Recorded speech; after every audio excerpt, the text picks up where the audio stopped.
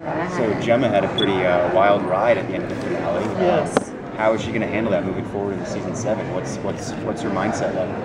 Well, we start 2 weeks after the fact. She has, in true Gemma's fashion, decided what she needs to do to protect her family, and which is now involves those 2 little boys. She's going to make some decisions based on how much people need to know. You know, she has enormous empathy. This is what I'll say. What happened at the end of season 6 was not something that was premeditated, and she really, when she really believed that she was being betrayed in the ultimate way, along with the perfect storm of Nero dumping her, and it was just a bad day. And I think that how she reacted was as shocking to her as to anybody else. So I think that now what she does, which is truly like Gemma, is she gets on to what is. So what is like, okay, do I come clean with the secret? What's the best to protect my family? And that's what you'll see as to how she deals with it. How is she coping with the anxiety? Because that's a big secret. That's a big secret. So how is Gemma, coping this season with the anxiety, the stress? We know in the past she had past situations, she smoked pot, things like that. So what can we expect this season? Smoking. She's drinking a little. She's actually, kind of on her game. There's a lot of balls in the air, and as you'll start to see as the season progresses, lies and secrets only lead to more. And there's a lot of, just crashes in. In the premiere episode, Gemma picks up Jax from prison. How difficult as an actress was it to do that scene? It's been so interesting to play. So difficult as an actress is fun to do, I have to say, because the duality that she deals with this season, which is that words are coming out of her mouth, but the dialogue in her head is completely different. So that's a fascinating thing to play. And, but at the same time, she loved Tara. She can really relate and has a lot of empathy for Jax, for the loss of her. Even though she created the problem, it doesn't take away from the grief that she feels at losing this woman that she loved. So it's hard to play, but she's also able to sort of put herself in the shoes of the boy she loves the most. And so it's interesting as an actor. Can you sort of talk about what it's been like on set going into this final season? What the emotions are like? I think we're all in denial.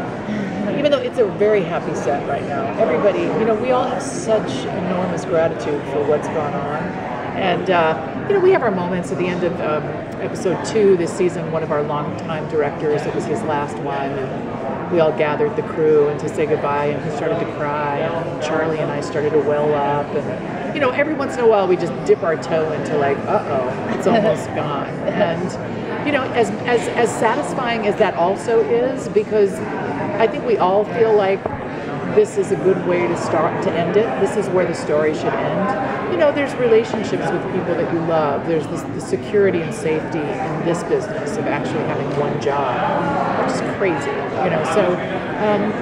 but I think overall the vibe is just one of enormous gratitude and trying to drink it all in, because it will soon not be there. Is there any thought about legacy, about what you would like to leave behind for your character?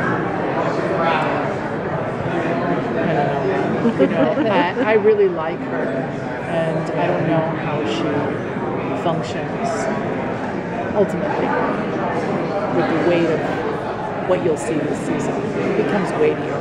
Do you think she's entitled to a happily ever after, or is she? I don't know what that means for someone like her.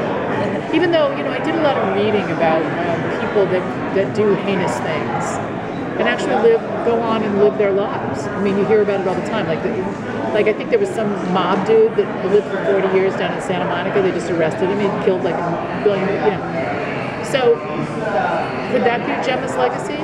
Possibly. She is of that ilk, and this is sort of a very dark and violent world. I don't know. You'll see what goes on in this season, and one lie begets another. How hard is it not to bring this work home with you? Are you guys all Sons of Anarchy all the time? I'm no. We were at first. Yeah. With the newness of it all. But we also have 3 children, so they really pull focus, and we like it that way. He's certainly way more involved in so many more aspects. Runs the show, writes the show, everything. Yeah. I'm a player in the show, so it's easier for me to just leave it. And then we went through a couple of years where we talked about it too much and then sort of thought, we're talking about this too much. We need to have more clearer boundaries. And so we do. I don't know how many scripts you've seen for this season so far, but have you read anything that surprised you? Oh, the whole thing surprises me. As it has every season.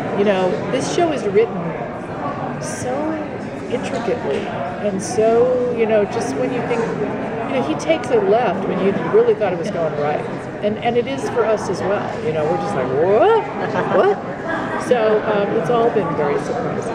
So when Gemma killed Tara, that was not premeditated, but what she does next is definitely premeditated. Do you think that makes her more irredeemable? Because she does... Well, you've seen the first episode, right? So at the end of the first, I can't say much without giving things away. But I guess the bigger arc question is, can you live with a lie?